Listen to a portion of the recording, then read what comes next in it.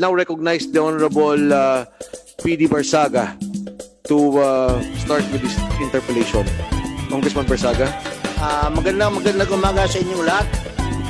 Una-una, I have a very brief PowerPoint presentation tungkol sa mga naging presidente ng PhilHealth during the time of our president.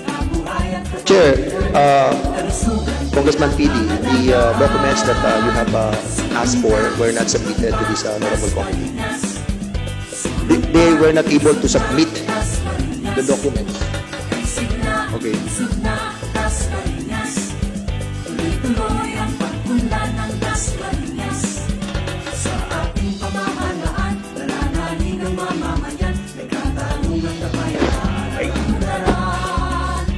Again, good morning. Unang-una, during the last hearing,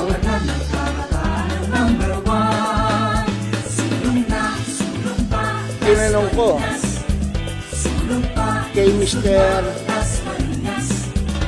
kay Dr. Vargas ang status ng mga kaso ng PhilHealth. Unfortunately, based on our records, hindi alam ni Dr. Vargas, kaya ang ginawa, naganap tayo ng ating mga resource persons sa Zoom who among the PhilHealth officials could answer my inquiry tungkol doon sa mga kasong nakapile. So, ang ginawa na lang natin, hinihingi ko ang status for today's hearing. I would take advantage of the presence of Attorney Del Rosario, who happens to be the head of the legal. Unang-una, ang isang pumutok na malaking kaso about PhilHealth would be the cataract operations. Ano ang status nitong cataract operation na lumabas noong 2004?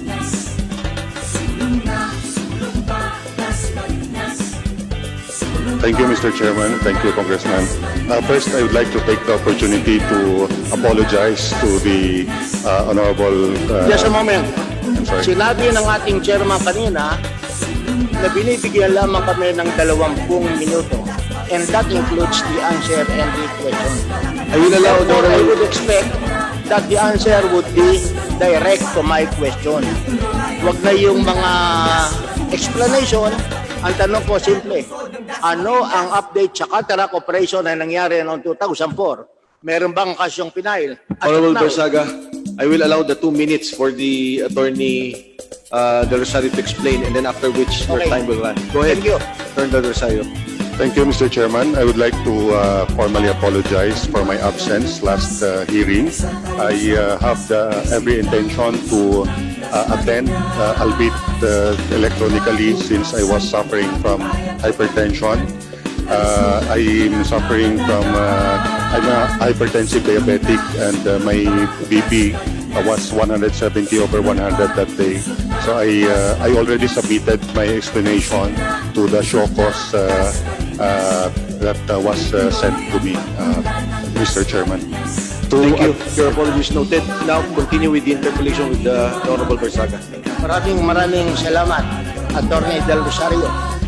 Sana hindi ka magkaroon ng hypertension sa mga itatanong ko ngayong umaga. So, una natin cataract.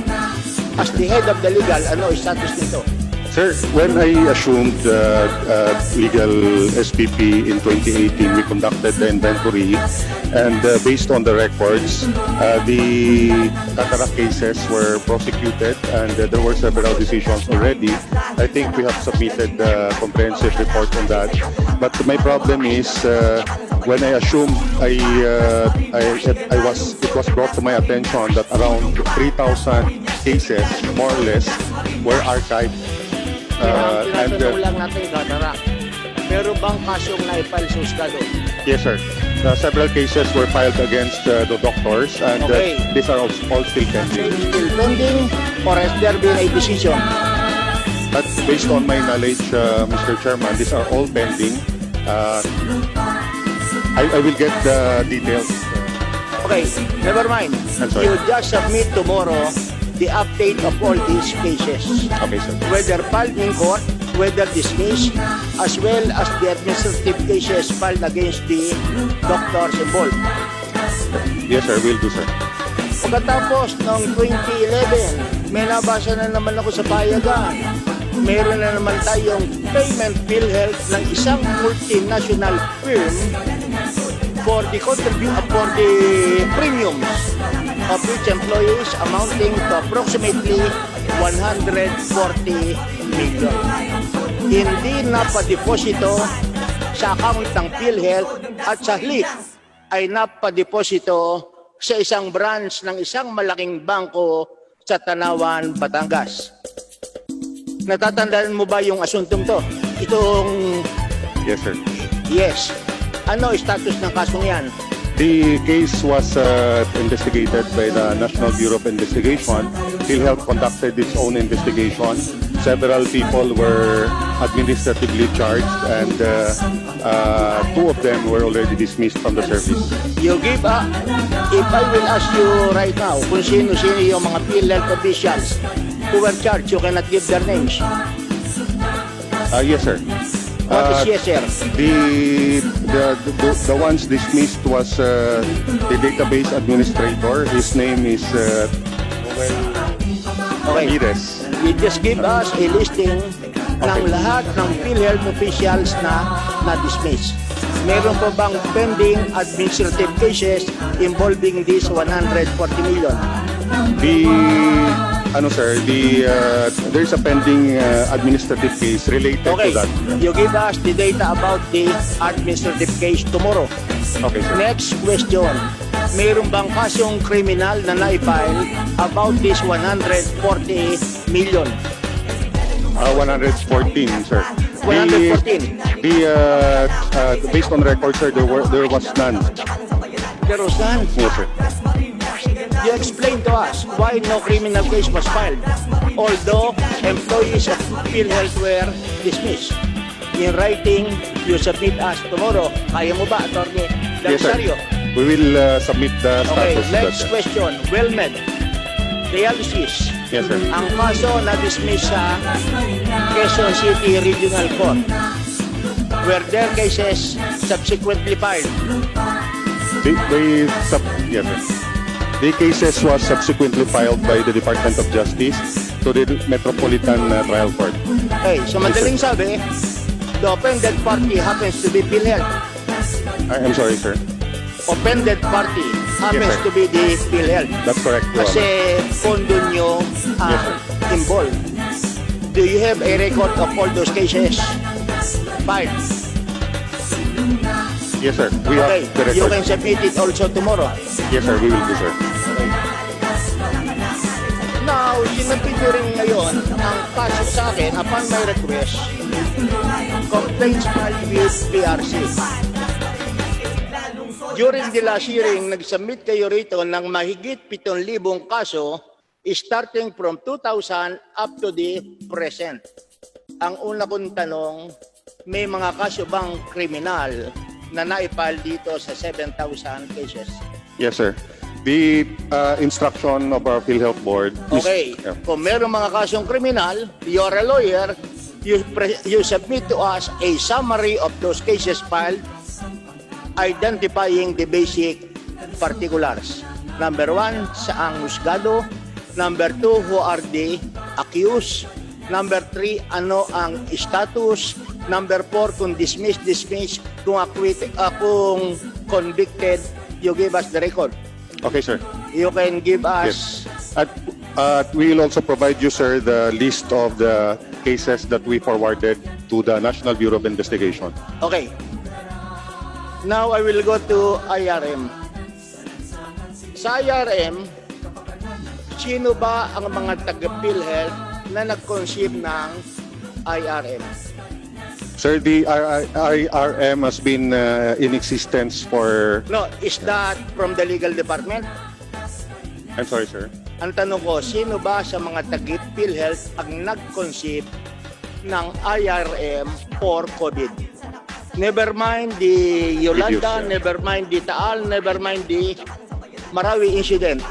I will limit my discussion regarding IRM for COVID. Sino ba ang nag-suggest nito kay General Morales? among I don't have any. bright boys of PhilHealth?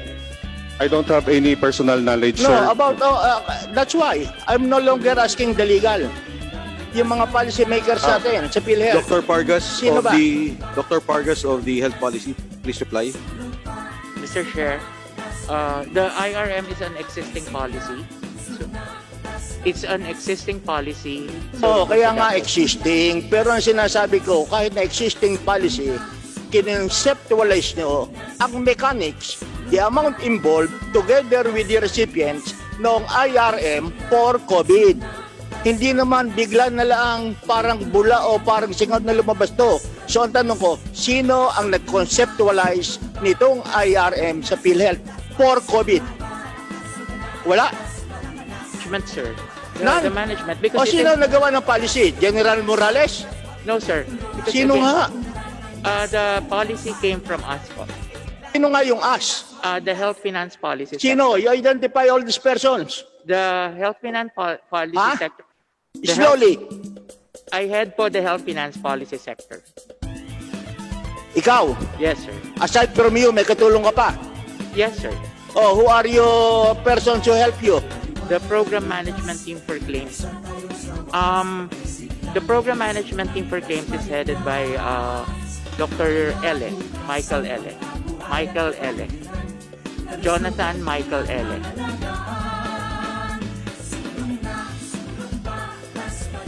Ano ang family name, Mr. Chairman? Anong pangalan ulit? Jonathan?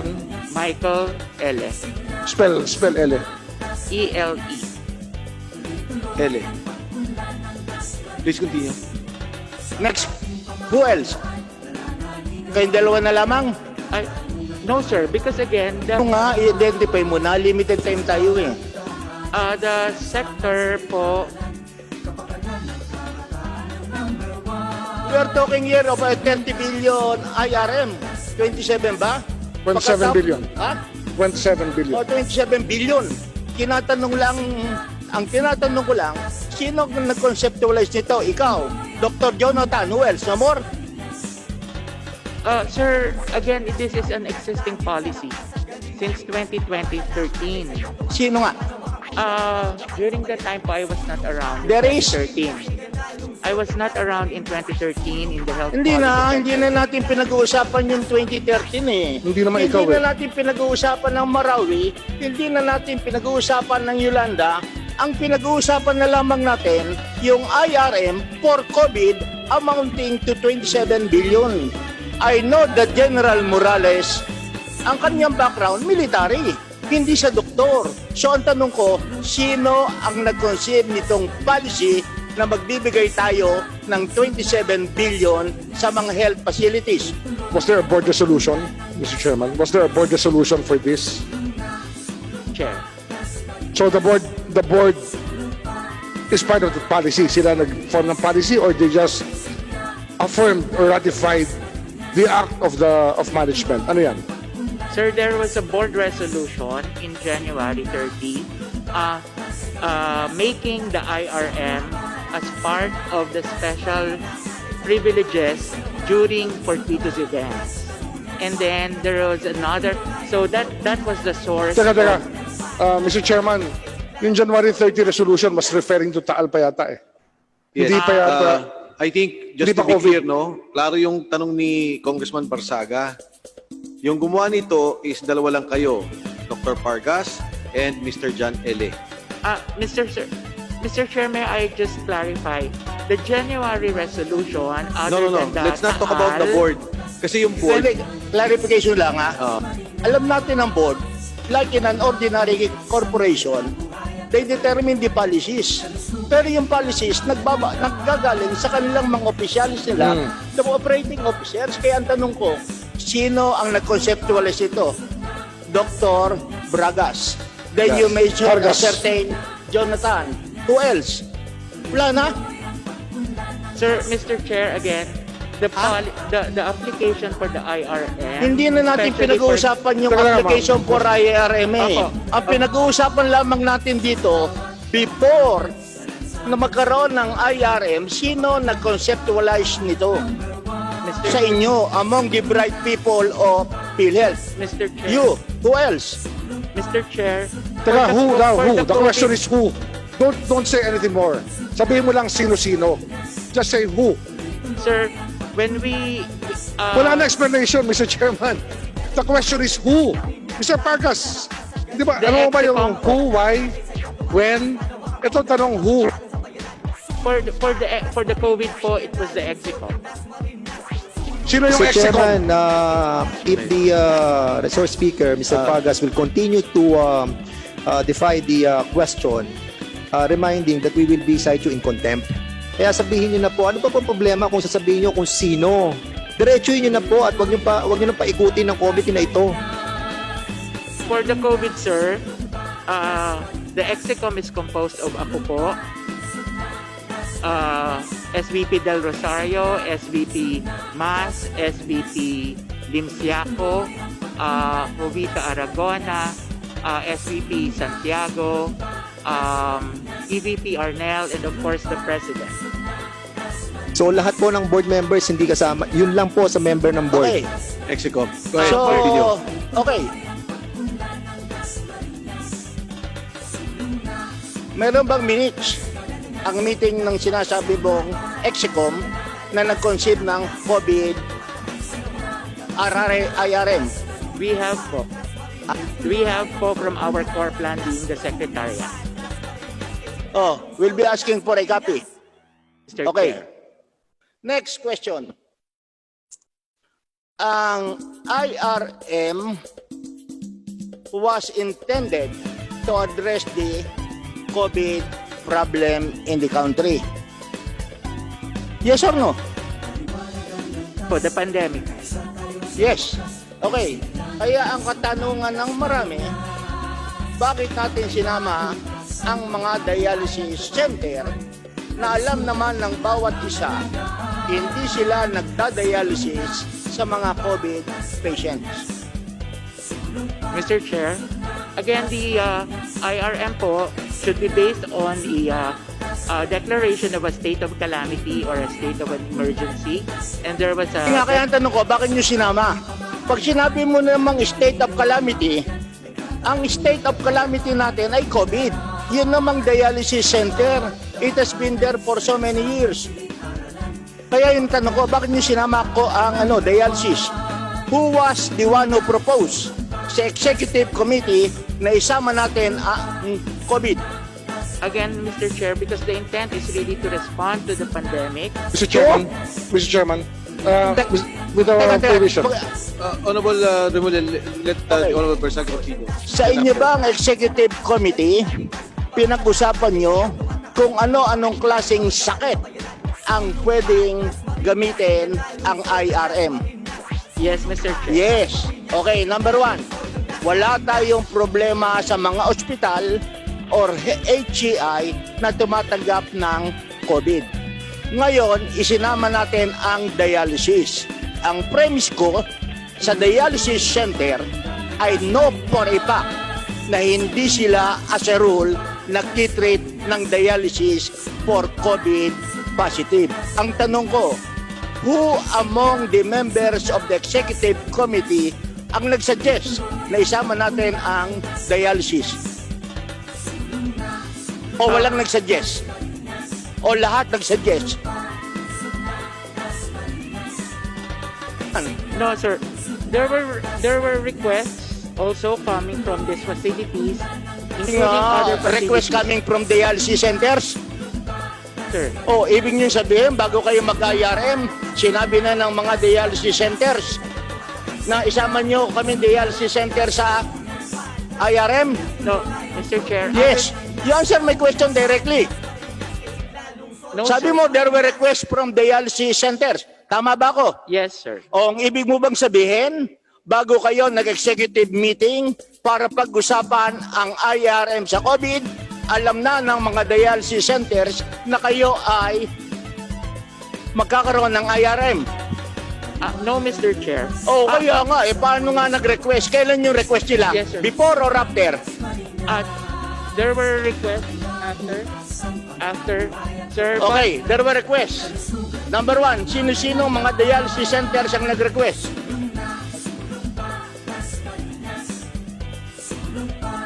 all under oath. We will, sir, provide you with. O a wala copy. kang maalala kahit isa? Sir, because the requests are not direct. The requests, sir, are not directed to me. It's directed to the management. Ulit. The requests are not directed to me. It's directed to the management. So I will Oh, have to check also. dinirect. Kasi nag-uusap-usap kayo, sasabihin mo, Point of order lang, Mr. Dr. Chairman. Boying, With your permission. may nag-request na dialysis center na isama natin sa IRM. Sino yun?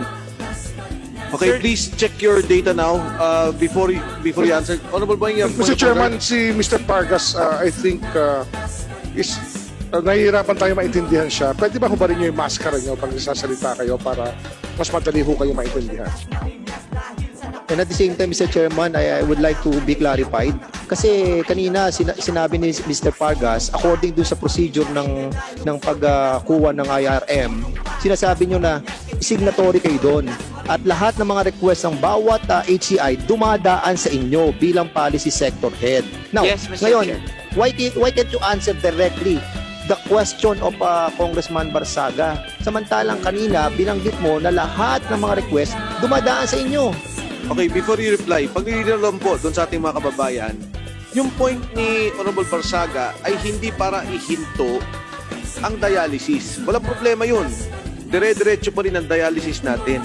Ang pinopoint out ni Congressman Barsaga, bakit nakasama sa IRM, yung Interim Reimbursement Mechanism, na ang pinupunto nito ay COVID. So just so that yung mga nanonood po, no, baka nagkakagulo sila, hindi ho.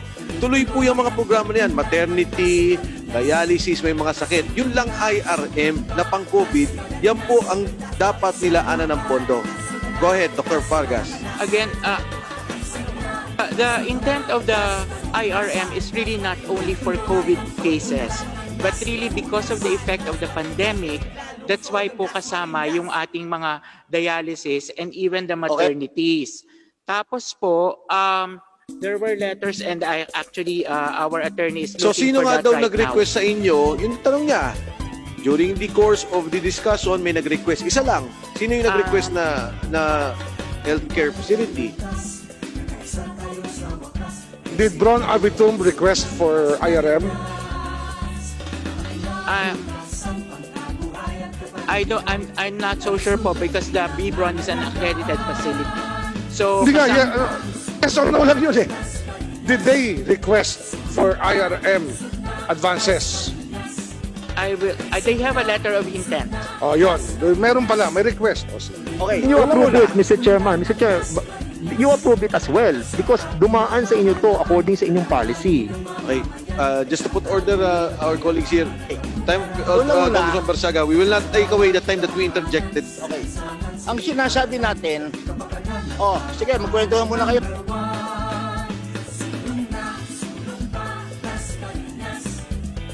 Dr. Bragas, are you ready to answer?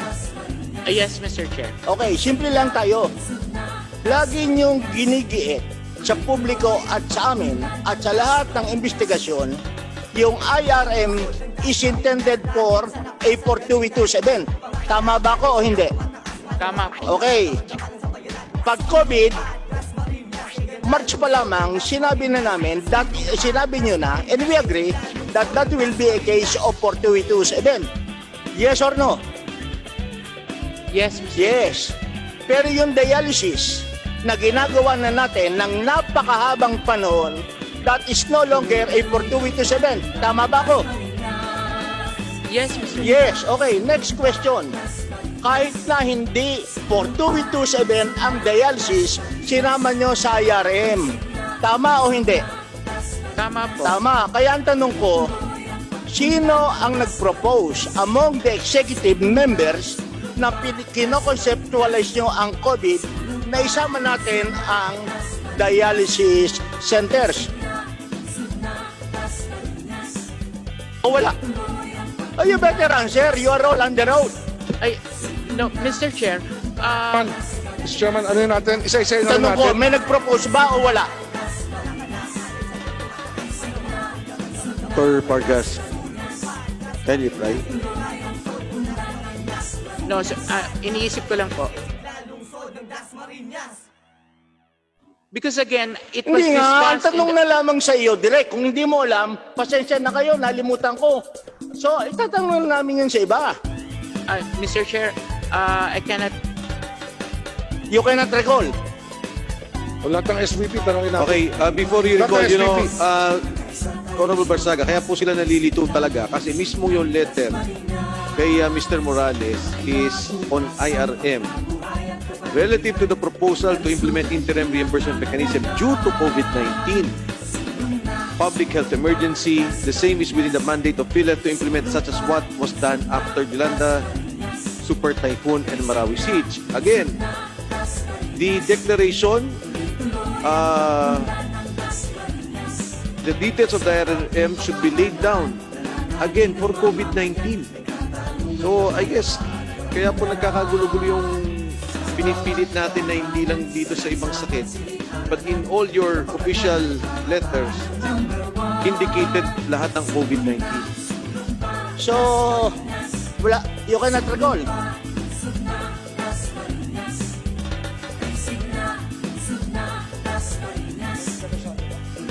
Ano, hindi mo ma-recall? Sir, I'm Okay, baka naman pag tinanong ko yung ibang member ng executive committee, ang sasabihin, Dr. Bragas was the one who proposed that. Mr. Chair, Hindi, again, kaya nga tinatanong ko lamang, can you recall? Ikaw ba nag-propose o hindi? it was part of our computation, sir, for all Kaya wag accredited na muna tayo facilities. mag-compute. Yes. Ang pinapaliwanag lang natin, ano ba ang mga sickness na dapat natin isama sa IRM for COVID? Agree tayo sa COVID.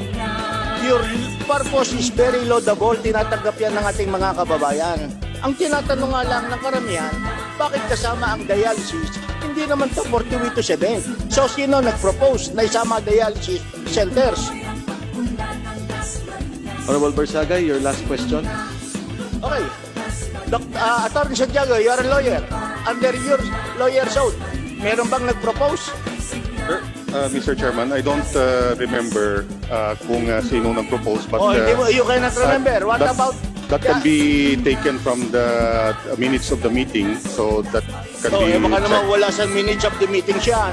Ayun sir, yung ang understanding ko, Mr. Chairman, dun sa discussion is that the intention of the board No, wag na is... yung intention. We know your intention. That is good. Ang tanong lamang, bakit sinama ang dialysis? Sino nag-propose? Sir, I don't remember kung sino nag-propose, Oh. but based on my understanding, What the- about Lim Siako? Is he here? Oh, Lim Siako. Oh. Hindi mo rin maalala kung sino ang nag-propose na isama dialysis center? Mr. Chair, Your Honor, part of the proposal ng ating Simple ECPS, lang ang tanong ko. Sino ang nag-propose? Not part of the proposal.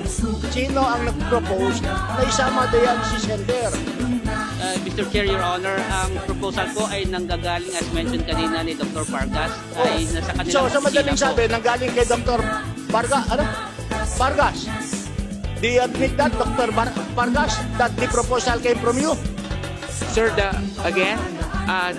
during the discussion, we were asked because the part of those who can receive the IRM are all accredited Hindi nga, facilities. simple na. And so, all Okay, of the... Isa lamang ang tanong, sino Honorable- nag-propose? Honorable Barsaga, Dr. Pargas, ito po yung inyong board meeting March 30.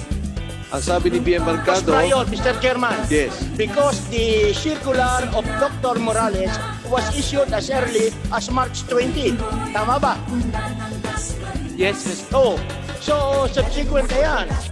Ibig kong sabihin, meron ng circular si President Morales as early as March 20. At noong March 20, alam nyo na isasama nyo ang dialysis centers. Tama ba? Mr. Chair. Kaya nga sino nag-propose? Sir, we did. The HFPS proposed for Who? all the accredited. I Health was policy. part of the Ah? EXICOM. Yes, sir. dialysis ikaw. O what about the lying in? Lahat, sir. Ikaw rin ang nag-propose. Okay. Honorable Barsaga, I'm sorry. Okay. Just a moment. Yes, go ahead. I'll have my presentation about the dialysis centers. Please.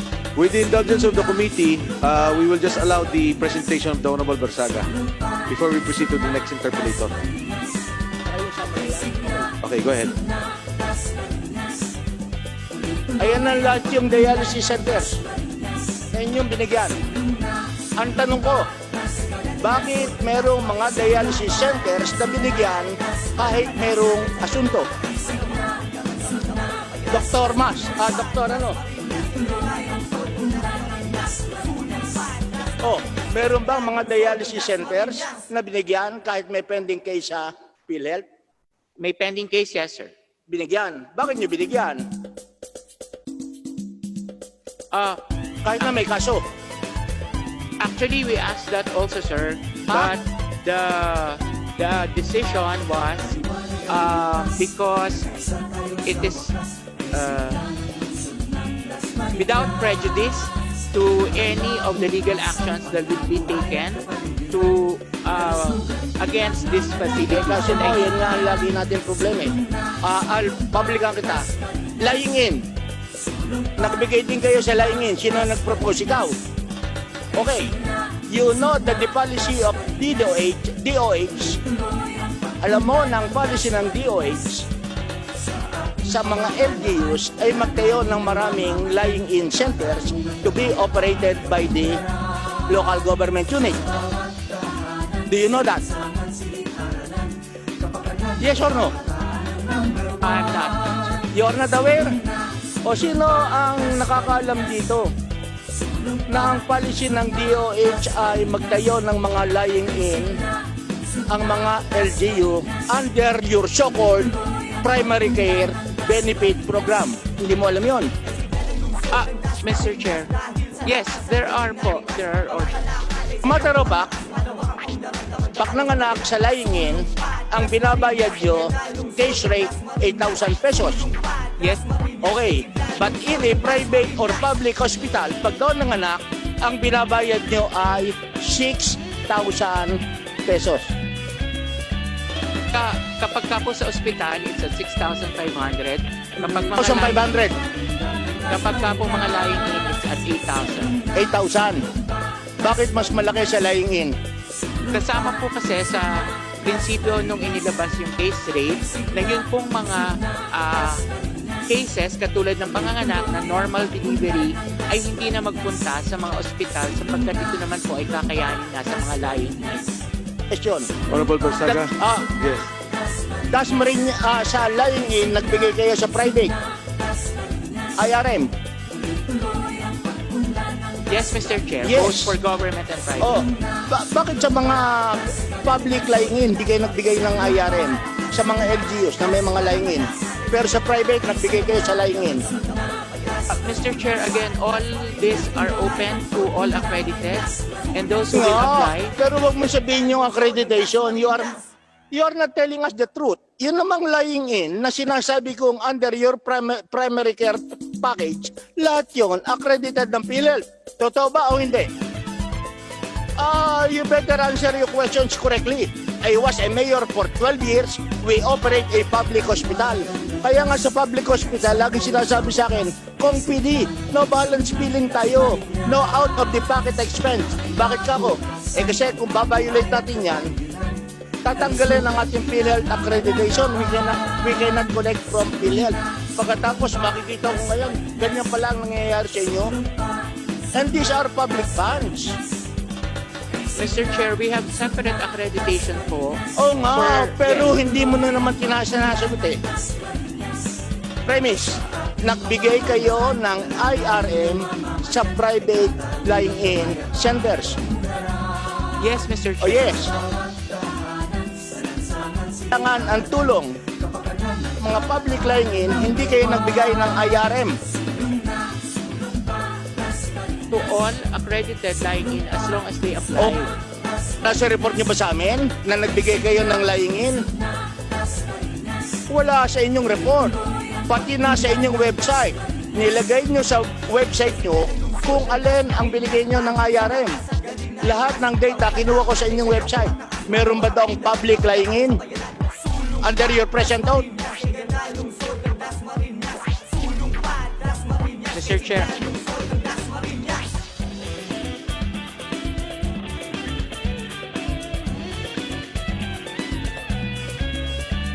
Honorable Barsaga, you want to wind up? Is a pending question. Pending question is kung meron po kayong mga lying-in na binigyan ng public.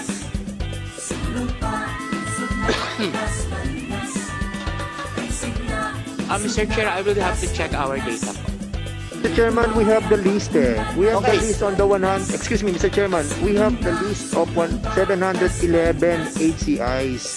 At doon sa listahan po ng 711 na pinalabas nyo sa business sa mga dyaryo, wala po ang mga lying in, Mr. Chair.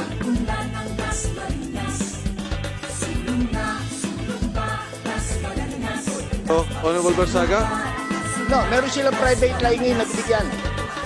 Yes. Sa public, wala nga daw po. Public, wala. Aha. Pero ano wala? Sa public.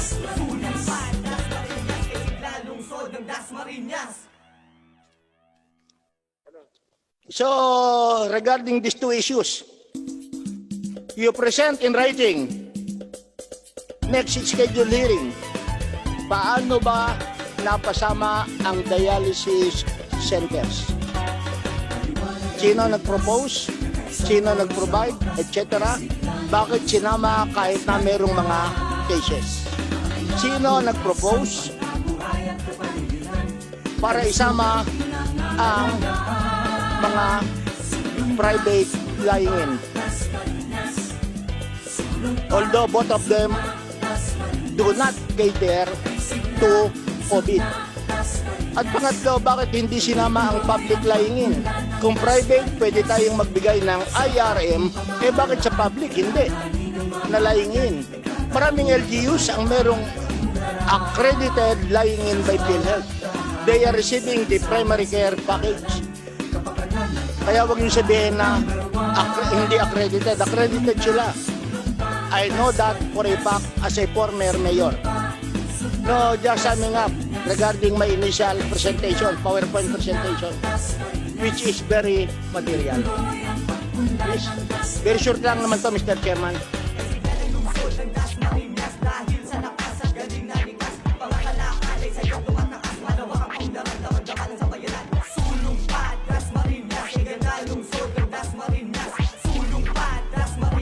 In 2017, I'm just saying, itong during the presidency of President Duterte. Dr. Dineros was appointed as interim PhilHealth President and Chief Executive Officer. 1 month after, the then Secretary Obial withdrew the appointment of Dr. Dineros. At ano ang sabi ni Secretary Obial? Wini-withdraw niya sapagkat si Dr. Dineros ay nag-transfer or nag-resign ng senior health officials. At ang sabi niya, ni Dr. Dineros naman, he directed the reassignment in accordance to the declaration of President Duterte on zero tolerance graft and corruption. 1 month after, pagkatapos ang in-appoint ay si Dr. De La Serna. Pero pagkalipas lamang ng ilang buwan, Dr. De La Serna appointment was terminated by President Duterte, being accused of costly trips while PhilHealth was incurring billions in losses. Ang losses ng PhilHealth 2018 ay umabot ng 892 billion, although in 2016 it was only 251 million. I'll stop the presentation because our resource persons cannot listen, especially the one.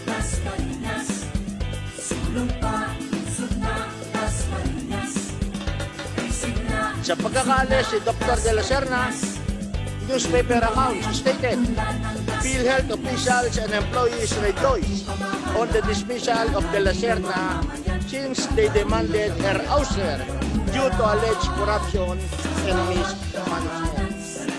Ang sumunod naman, si Dr. Roy Ferrer. He was appointed on June 5. On October 31, 2018, 12 empleyado ng PhilHealth ang nag-file ng complaint against Dr. Ferrer. June 10, 2019, after 1 year, inappoint naman ng ating Pangulo si General Ricardo Morales. Retired General Morales viewed this designation as both a challenge and an honor for being singled out by President Duterte to fix the organization and eliminate corruption. At the crucial period when universal healthcare law was to be launched, he was confident that PhilHealth will quickly regain the public trust and confidence. Unfortunately, after 1 year, on account of the ongoing House and Senate investigations and the investigation of various agencies such as the DOJ and the Presidential Task Force Against Corruption on the irregularities in PhilHealth, General Morales stated on August 12 that even Superman might not be able to handle the problems of PhilHealth. Ang sabi niya, kahit si Superman, popuin mo dito, baka hindi niya makaya. All of us here in Congress are sympathizing with General Morales. Isang taon lamang siya sa PhilHealth at nakita niya na hindi ganong kadaling resolvehin ang issue ng graft and corruption sa PhilHealth. What is course? Alam niyo man sa PhilHealth, ito ang nagbabayad sa mga health needs ng ating mga kababayan at milyong-milyong mga kababayan natin ang nagko-contribute dito, including our own. Kaya naman kami dito sa Kongreso ay tinutulungan namin si General Morales, yung mga taga-PhilHealth na maayos, pati na ang kawani para mailabas ang mga korupsyon at nang sa ganon, makatulong kami sa pag-ayos ng PhilHealth. Kung medyo nagtatampo kayo sa aming line of questioning, this we have to do in order that PhilHealth will regain the trust of the public. At kinakailangan mayroong mapailan ng asunto. As much as possible, Plunder if there would be evidence that would be warranted. By the way, before John, I was watching Attorney Del Rosario during the Senate investigation last Tuesday. Unfortunately, his name was alluded to as part of the mafia in the Senate investigation.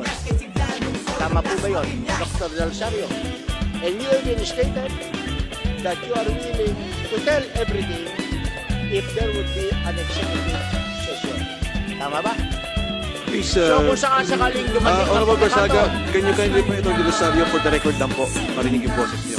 That is correct, Your Honor. kung Thank you, sakaling magpasya ang committee ito with the blessing of Chairman Defensor, will you be willing to participate in an executive session? That is correct, Mr. Chairman, Your Honor. So we take advantage of his presence before tayo mag-adjourn or before mag-lunch, pagkaroon na tayo ng executive session with Attorney Del Rosario. Sinabi nga niya, sinadyan siya, pagkatapos nag-leave of absence ka ng 5 months. That is correct, Your Oh, Honor. that's correct because those were all your statements. Na nakita ko nang nire-replay ko ang hearing sa Senate. Is that a motion, Mr. Chairman? Yes, I move. If that is a motion, Mr. Chairman, I second the motion. Okay, the proper time we will decide when we will conduct a executive session on this today. Yes, today we will do that. As to what time? Pakatubasan naman ang high blood ni Attorney Del Rosario bukas or the following days. Yes, Honorable Barsaga. Anyway, there's a motion duly seconded. We will do that. I just want to clarify that earlier on, or last week, ang akala po natin, umaga lang tayo hanggang alas 2. Pero ngayon po, pwede naman tayo magtuloy hanggang mamaya. So let's schedule the executive session. We will continue with this. With our interpellation now, at mamaya po kausapin din natin yung mga nasa Zoom so that they can be part of the executive committee hearing. Ako, Mr. Chair, Sandali. okay. Malinaw naman eh. When it comes to case rate, whether public or private hospital, we have the same case rate. Yes or no? Yes, Mr. Chair. Okay. The only difference is that sa public hospital, no balance billing. Halimbawa, sa cesarean, ang bayad nyo is 25,000 case rate. Tama ba yung 25,000? 19,000. O 19,000. Yung 19,000, basta cesarean, public or private, 19,000 ang inyong ibabayad na case rate. Yes. Sa public hospital naman, basta cesarean, 19,000, kahit na magkaroon ng komplikasyon at inabot ng isang buwan, sa public hospital, 19,000 pa rin ang inyong ibabayad. Yes, Mr. Yes. Samantalang sa private, abutin ng 10 araw, ibibil ng private ang lahat ng billing na po pwede, kaya yung case rate na binabayad nyo ay kulang na kulang sa ibabayad ng pasyente. Mr. Chair, let me clarify, the no balance billing in the government. Hindi is nga sa only private eh. Ang sinasabi natin sa private, Yes. pag sa private, case rate, 19,000 cesarean, pag inabot ng 1 milyon, yung balanse, babayaran ng pasyente. Tama o hindi? Yes, Mr. Chair. Okay. That's the clarification. Pagkatapos, ang sabi nyo nga, yung no balance billing, mga public hospital na naniningil out of the pocket ng mga pasyente o ng kanilang mga relative, dapat isuspend nyo ang PhilHealth accreditation. Yung nagbabayolate ng no balance billing. Yun, sir, hindi pwede tayo ng tango. Yes, Mr. Chair. Yes. Pagkatapos, meron din kayong policy ngayon na wala na munang suspension ng mga nagbabiolate sapagkat meron tayong pandemya. Tama o hindi? Accreditation po ngayon. Yes, Mr. Chair. So, pagka nag-violate ng no balance billing, babayaran nyo, pero after that, suspend nyo, di ba? Inaalis nyo na yung privilege ng public hospital. Yun pong pagsususpend, only actually po, it goes through the process. Pag halimbawa po may mga... Hindi na, mahaba na yon. Yes or no lang. Sinususpend nyo pagkatapos, di ba? Meron po. Okay, tama na. Haba mo magpaliwanag eh. Sino ang nag-identify ng IRM beneficiaries na lumabas sa listahan nyo? Is it the whole executive committee? Is it you, Mr. Pargas? Is it Mr. De Jesus? Sino nag-identify ng beneficiaries? The hospitals you mean? The hospitals ng IRM, ng beneficiaries ng IRM. Accredited facilities. Hindi, kasi hindi naman lahat na accredited binigyan nyo ng IRM. Binigyan nyo ba lahat ng accredited facility? Lahat po sila ay RM, pero yung nabigyan lang po, yung nag-apply. So yung nag-apply May lang ang computation. nabigyan nyo. Kaya nung nag-apply ang Bron Avitum, binigyan nyo na 45 million. Nung nag-apply yung ibang hospital, pwede hindi nyo rin nabigyan. Sinasabi nyo, naubos na. Mr. Chair, gaya po na nabang nung una po, lahat po nung mag-a-apply nakasama sa listahan ay mabibigyan. However, nagkaroon nga po ng pagbabago sa pulisiya na dapat ay kung sino yung may mga COVID na pasyente at mayroong report na kailangan bago po mabigyan. Oh, sabi nyo sa polisiya nagbago, pero bakit yung Bron Avitum nabigyan nyo? Hindi naman siya nagmamanage ng COVID. Nung una pa, bago pa po nagkaroon ng pagbabago sa pulisiya. O ngayon, nagbago ang polisiya, pwede nyo bang i-withdraw yung perang yon sa mga institution na binigyan nyo? Meron po tayong, Mr. Chair, meron po tayong tinatawag na liquidation process. Ano? Meron po tayong tinatawag na liquidation process. Bali mo nga yung maskara mo para magkaintindihan tayo. Sorry. Meron po kayong tayong- liquidation process. Meron Na po. tinatanong ko lang, IRM, policy, COVID only. Tapos binigyan niya yung non-COVID institutions, sabihin like Bron Avitum. Can you get the 45 million back or not? Mr. Jesus. Maraming salamat po, Mr. Chair, Mr. Congressman. Siguro magdadagdag lang po ako dun sa posibleng sagot sa katanungan ninyo. Yung pong paparaan ng PhilHealth para ma-recover ang advance namin po ay yun pong proseso ng pagpanahon po ng mag-submit na ang mga ospital ng kanilang sariling mga benefit claims. Ibig kong sabihin, kung sa isang ospital o isang pasilidad, meron po silang ginamot na 2 pasyente, yun pong claim documents nung para dun sa 2 pasyente, kahit ano po ang sakit nun, papasok po yun dun sa mga pakete, dun sa mga case rates na Teka. binanggit. Mr. Jesus, delikado tayo dyan. Kasi yung ating pinag-uusapan dito, yung IRM, in-advance nyo yan for COVID. Binigay nyo ngayon sa Bron Avitum na hindi naman COVID. Ang tinatanong ko sa inyo, since ang policy natin talaga ay dapat sa COVID lang yan, hindi pwede nyo pang bawiin yan sa Bron Avitum. At sabihin nyo, nagkamali kayo, dalang policy, binago na at hindi sila kasama sa COVID covered facility. Kaya nga po paulit-ulit lang po naming sasabihin na nung una pong dinesign ang programa ng IRM, the manner by which na kinompute po ang allowable limits, yan po ay base sa isang quarter o 9 araw na average claims noong buong taon ng 2019 kada facility. Yan po ay mula level 3.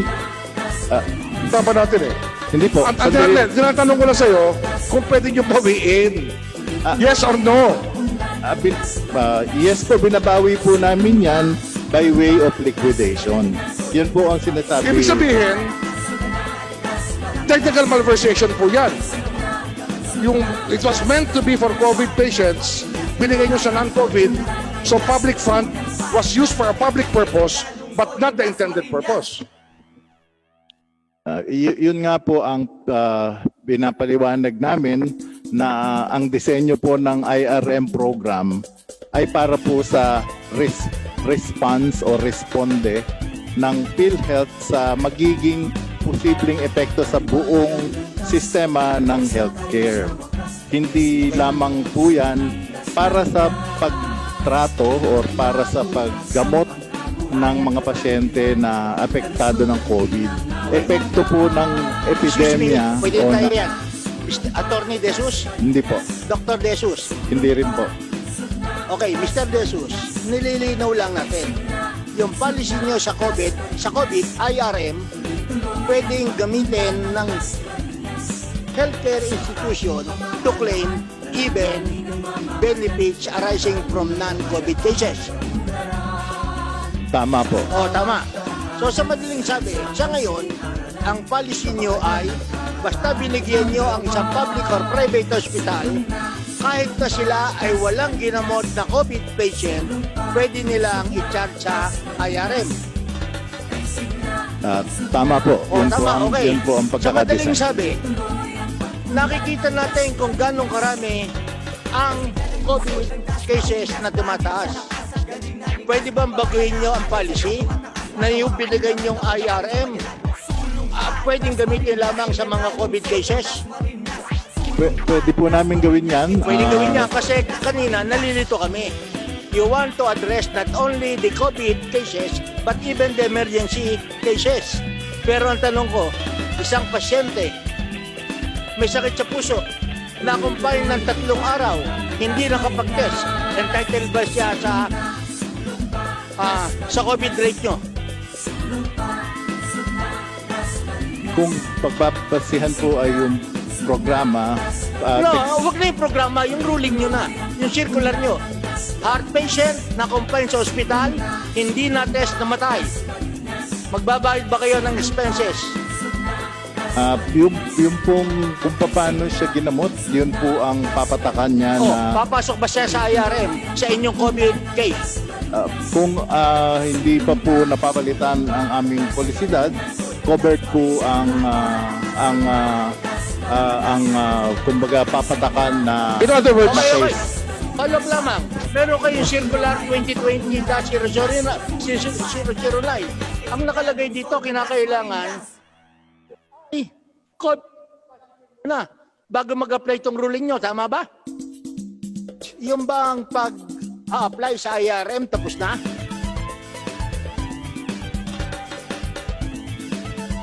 Can you please reply? sa pagkakaalam po tapos na ang Tapos na. aming application. Ang huli pong binanggit ng aming mahal na Pangulo dahil nag-spike uli ang mga kaso ay baka magkaroon ng pangalawang IRM pero hindi na po yun na natuloy. O nga, pero ang sinasabi ko, paano naman yung, wag na yung private, yung mga public hospital na no balance billing na hindi nyo nabigyan ng IRM kahit sila ay nagtitreat ng COVID patients. Sapagkat nahuli hindi sila nakapag-apply, hindi na sila pwede mag-apply. Honorable Barsaga, yung pong 27 billion nila, ang lumabas pa lang po ay 13 billion. 14 billion. So may 13 billion pa kayong remaining dyan. So I think the point of the Honorable Barsaga, pwedeng dapat ikalat din to sa mga public hospitals.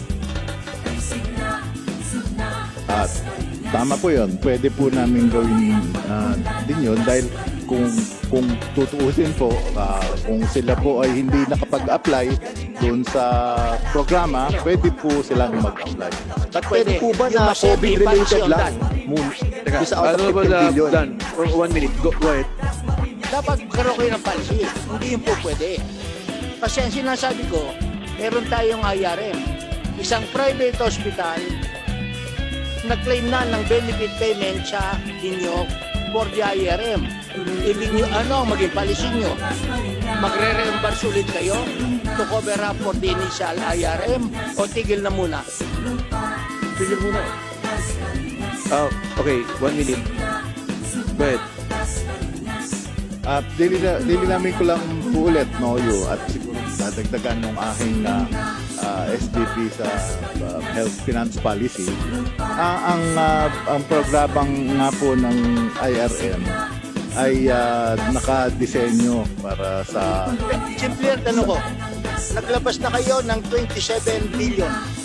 Opo. Siyempre, magke-claim sila ng benefit payment at ito ang sinasabi nating part of their reimbursement. Kung ang isang private or public hospital binigyan nyo ng 100 milyon, pag nag-claim to ng reimbursement, babawasin nyo doon sa 100 million. Opo. Okay, kung matira halimbawa 60 million, mag-additional na naman kayo ng 40 million to make up for the initial IRM of 100 million? O hindi na muna? Hindi po. Yun po ay magiging obligasyon namin kung halimbawa sa example po ninyo, nabigyan namin sila ng advance na 100, sila po ay nag-claim ng 160. Ano, 40 million lamang. Hindi po namin sila bibigyan ulit dahil hindi pa kung po maubos na yung 100 million, magbibigay na naman kayo ng IRM o hindi na? ito sandali lang po. Nagbigay po kami ng 100. Okay, nagbigay kayo 100 million. Ang Nag-claim nagamit na po, sila ng 100 million. Mag-advance pa ba ulit kayo under the program of IRM ng another 100 million? hindi po. Hanggang isa lang po ang programa namin ngayon. Kung sila po ay mag-claim ng mas malaki kaysa sa nabigay, dadaan po yan sa normal na proseso ng aming claim. Honorable Barsaga, yung pong 27 billion kasi kinalat na po sa ospital, IRM. Opo. Kung meron naman pong extra claim, let's say Hospital X, naubos na yung 100 million, meron pa rin ibang pasyente na may PhilHealth claims, they now go through the normal process. They cannot avail of the IRM process. Opo. So sa madaling sabi, itong IRM nyo, isang bigay lamang. There will be no additional IRM. Sa ngayon po, opo. Oh, para malaman naman ng mga health facilities na wala na silang asang tatanggapin mula sa PhilHealth. Okay, so thank you. Honorable, Pero yung hindi pa nakakapag-apply, posible na mag-apply based on your guidelines. Opo. okay.